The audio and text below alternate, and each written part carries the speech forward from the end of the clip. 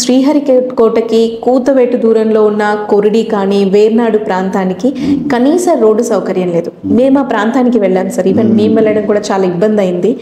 ఆ టైంలో అక్కడికి వెళ్తే మీ గురించే మాట్లాడుతున్నారు.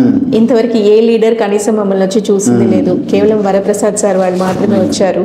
అండ్ ఇక్కడ వాటర్ ట్యాంక్ తెచ్చింది కూడా సరే అని మాకు మీ గురించి చాలా గొప్పగా చెప్పారు.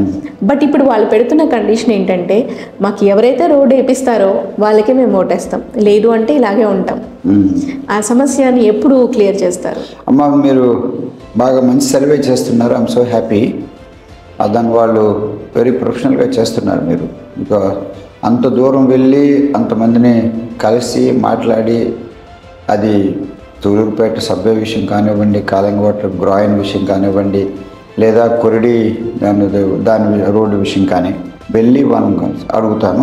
నేను వస్తున్నానండి, మరి లాస్ట్ 5 years నేను లేను కదా, సో ఈసారి ఆదరించండి, వచ్చిన తర్వాత చేస్తాను, నా మీద నమ్మకం ఉంటుంది వాళ్ళకి. So yes, so I will see that. ఇంతవరకు నేను కేంద్ర ప్రభుత్వం నుంచి ఏమన్నా నిధులు తీసుకురావడం, లేదా ప్రజలు ఆదరించి చంద్రబాబు గారు ముఖ్యమంత్రి అయితే సో ఆ రోడ్ తీసుకొస్తాను. It's very genuine. ఎందుకంటే నేను 2-3 సార్లు ప్రసవంలోనే ఆటోలో ప్రసవం జరిగిపోయింది, చాలా ఇబ్బంది పడిపోతున్నారు. 1-2 సార్లు ఆటో కూడా బోల్తా పడిపోయింది. సో అందుకని రోడ్ ఈజ్ ఎ మస్ట్.